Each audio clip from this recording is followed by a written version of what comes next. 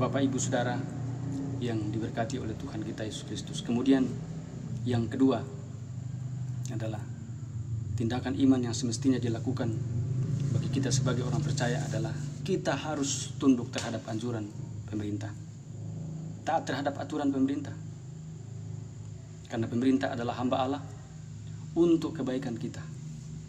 Apa yang mereka lakukan ini bukan kejahatan, bukan keburukan, tapi semata-mata kebaikan kita semua.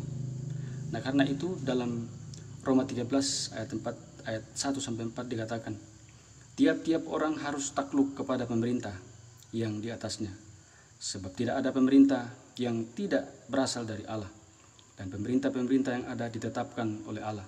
Sebab itu barang siapa melawan pemerintah, ia melawan ketetapan Allah, dan siapa yang melakukannya akan mendatangkan hukuman atas dirinya, karena pemerintah adalah hamba Allah untuk kebaikanmu. Jadi jelas Bapak Ibu Saudara-saudara bahwa pemerintah ini adalah hamba Allah untuk kebaikan kita.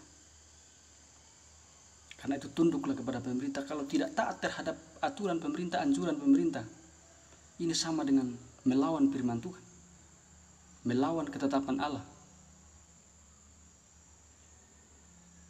Nah, oleh karena itu saudara-saudara, ini mesti harus diperhatikan. Jangan sampai sekali lagi terus berdalil, beriman saja padahal menabrak firman Tuhan. Walaupun memang beribadah, tetapi ketika dalam ibadah itu justru melanggar firman Tuhan, tidak ada gunanya, tetap juga dosa di hadapan Tuhan.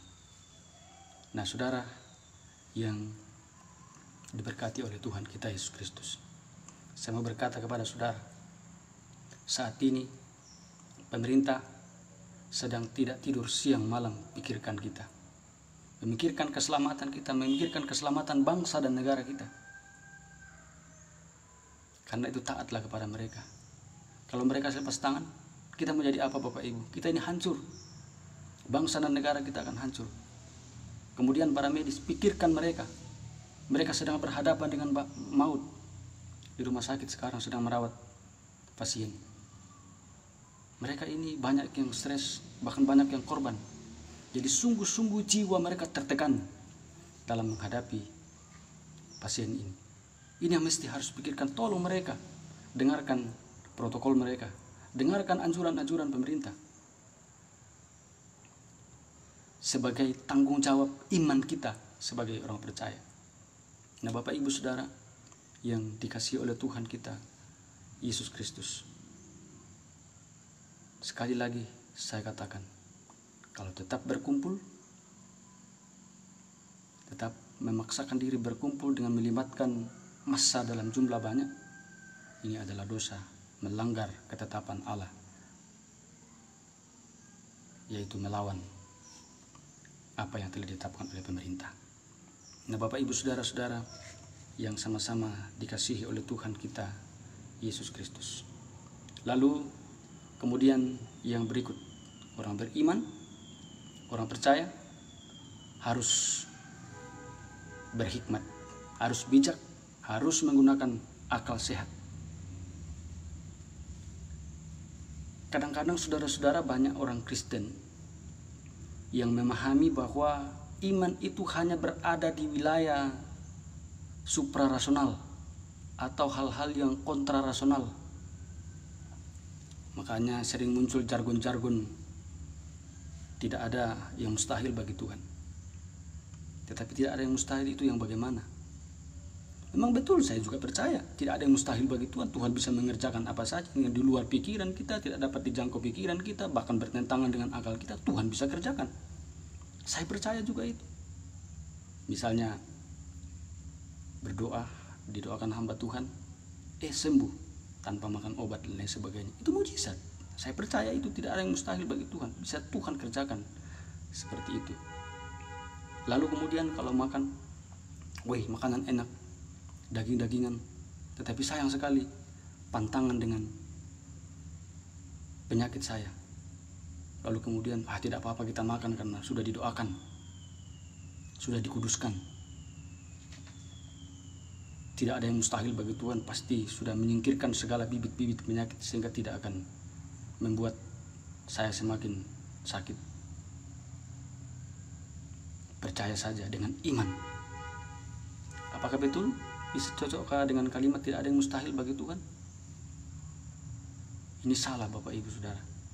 Ini bukan iman seperti ini. Tahu bahaya, tetapi masih melakukan. Nah Bapak Ibu Saudara-saudara yang dikasihi oleh Tuhan kita Yesus Kristus, memang iman itu berada di wilayah suprarasional, kontrarasional, tetapi jangan lupa iman juga berada di wilayah hal-hal yang rasional, menggunakan akal sehat. Kita harus menggunakan akal sehat. Kita harus bijak, kita harus berhikmat, tidak bisa tidak. Karena ini adalah bagian dari iman. Ingat bahwa akal sehat itu Tuhan berikan, Tuhan ciptakan bagi kita supaya kita bijak dalam hidup ini. Bukan Tuhan berikan akal sehat supaya kita melakukan tindakan-tindakan yang ceroboh, tidak. Tetapi supaya kita bisa berhikmat, kita bisa bijak. Nah, dalam Amsal 22 ayat 3 dan juga dalam Amsal 27 ayat 12 ini kalimatnya sama. Kalau orang bijak melihat malapetaka, bersembunyilah ia. Tetapi orang yang tak berpengalaman berjalan terus lalu kena celaka. Ini jelas Bapak Ibu Saudara-saudara bahwa orang beriman itu harus berhikmat, harus bijak. Kalau melihat malapetaka harus dihindari. Nah, bukankah dunia Indonesia secara khusus sedang menghadapi malapetaka ini, ancaman yang sangat luar biasa ini? Maka itu jelas firman Tuhan di sini mengatakan harus dihindari. Tetapi orang yang tidak berpengalaman akan jalan terus lalu kena celaka. Tidak berpengalaman di sini maksudkan adalah orang bodoh akan kena celaka. Tetapi harus dihindari, menggunakan akal sehat supaya menjadi bijak. Nah, karena itu Bapak Ibu Saudara-saudara yang dikasihi Tuhan kita Yesus Kristus. Nah, di dalam Alkitab sendiri Tuhan Yesus itu menghindari bahaya. Kita lihat di dalam Matius 12 ayat 14 sampai 15 dikatakan, lalu keluarlah orang-orang Farisi itu dan bersekongkol untuk membunuh dia. Tetapi Yesus mengetahui maksud mereka lalu menyingkir dari sana. Nah, dalam Yohanes 11 ayat 53 sampai 54, mulai dari hari itu mereka sepakat untuk membunuh dia. Karena itu Yesus tidak tampil lagi di muka umum di antara orang-orang Yahudi. Ia berangkat dari situ ke daerah dekat padang gurun. Ketika orang-orang Yahudi hendak membunuh dia, Yesus tahu, menghindar. Bukankah ini satu bijaksana yang sangat luar biasa? Yohanes 7 ayat 1. Sesudah itu Yesus berjalan keliling Galilea, sebab ia tidak mau tetap tinggal di Yudea, karena di sana orang-orang Yahudi berusaha untuk membunuh dia. Dia tetap tidak mau tinggal di Yudea karena orang-orang Yahudi terus berusaha untuk membunuh dia. Dihindari. Nah, kalau dipikir secara manusia, Yesus ini kan Tuhan, tidak boleh takut dengan bahaya, hadapi saja. Tetapi dia tidak mau segegabah itu. Walaupun Yesus harus mati di tangan orang-orang Yahudi, tetapi belum waktunya. Karena itu selama hal itu dianggap bodoh, konyol, harus dihindari. Ini Tuhan Yesus. Kemudian juga menyuruh murid-muridnya untuk lari. Dalam Matius 10 ayat 23, apabila mereka menganiaya kamu dalam kota yang satu, larilah ke kota yang lain. Larilah ke kota yang lain. Kalau ada bahaya, kalau ada hal-hal yang mengancam malapetaka, lari. Jangan pasang badan di situ. Nah, oleh karena itu Bapak Ibu Saudara-saudara, kemudian Paulus ketika memberitakan Injil di Damsik. Nah, orang-orang Yahudi sudah mengepung dia. Ya, semua jalan-jalan dalam kota itu dijaga ketat. Ya, di dalam Kisah Rasul 9 ayat 23 sampai 25. Beberapa hari kemudian orang-orang Yahudi merundingkan suatu rencana untuk membunuh Saulus. Tetapi maksud jahat itu diketahui oleh Saulus. Siang malam orang-orang Yahudi mengawal semua pintu gerbang kota supaya dapat membunuh dia. Sungguh pun demikian, pada suatu malam murid-muridnya mengambilnya dan menurunkannya dari atas tembok kota dalam sebuah keranjang. Nah, Bapak Ibu saudara-saudara, secara manusia Paulus ini pasti akan terbunuh. Karena sudah dikepung, tidak bisa lagi bikin apa-apa. Mau lari kemana? Tetapi dengan bijaksana yang luar biasa, para murid datang. Ayo Paulus, turunlah lewat tembok kota supaya aman dari ancaman orang-orang Yahudi ini. Nah, ini adalah satu tindakan yang penuh dengan hikmat, bijaksana yang luar biasa, menggunakan akal sehat. Nah, oleh karena itu Bapak Ibu saudara-saudara yang dikasihi oleh Tuhan kita Yesus Kristus. Jadi sekali lagi saya mau katakan bahwa beriman harus menggunakan akal sehat, harus bijak, harus berhikmat, jangan ceroboh. Beriman, iman tidak hanya berada di wilayah hal-hal yang suprarasional atau kontrarasional, tetapi juga berada di wilayah logika, berada di wilayah yang rasional. Nah, sehingga saya mau katakan saudara-saudara, memang hal-hal yang suprarasional tidak masuk, yang di luar akal kita, tidak dapat dijangkau oleh akal kita, hal-hal yang kontrarasional bertentangan dengan akal kita, itu bagiannya Tuhan. Dan menggunakan akal sehat, bijaksana, berhikmat, itu bagian kita. Itulah orang beriman yang sebenarnya. Nah, kalau hanya dikatakan oh ya beriman itu kan hanya berada di wilayah hal-hal yang suprarasional atau kontrarasional, makanya tidak ada yang mustahil bagi Tuhan. Nah, kalau tindakan demikian, ini adalah iman yang salah. Karena memang ingat bahwa beriman dan mencobai Tuhan Allah itu memang mirip, hampir sama saudara. Ya, misalnya saja, kan beriman itu kan percaya saja, beriman saja, pasti Tuhan melakukan, ya kan. Tetapi mesti menggunakan akal sehat kita juga.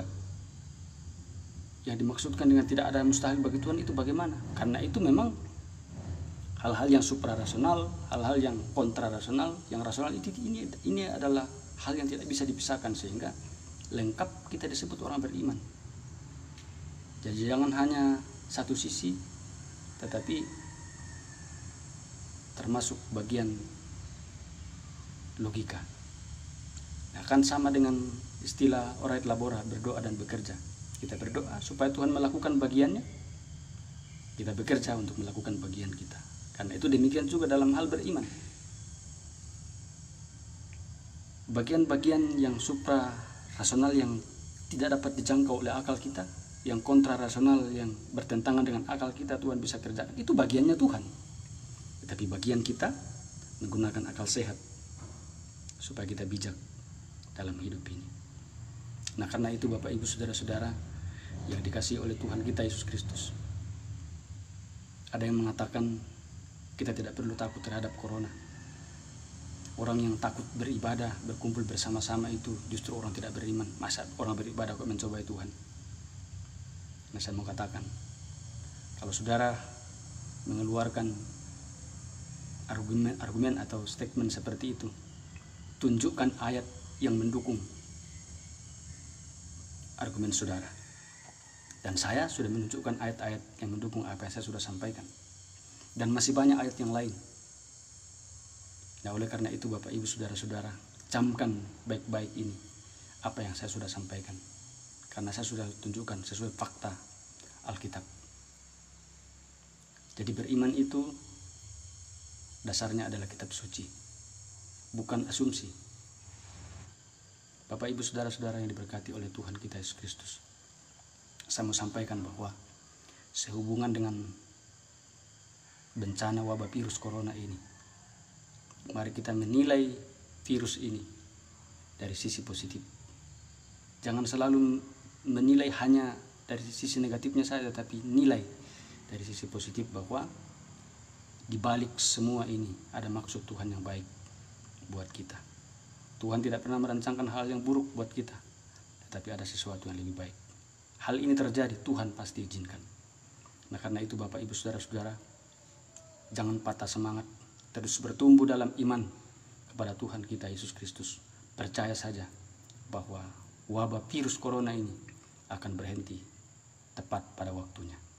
Bukan waktunya manusia, tetapi waktunya Tuhan. Saya mengajak kita sekalian untuk terus bersama-sama berdoa kepada Tuhan.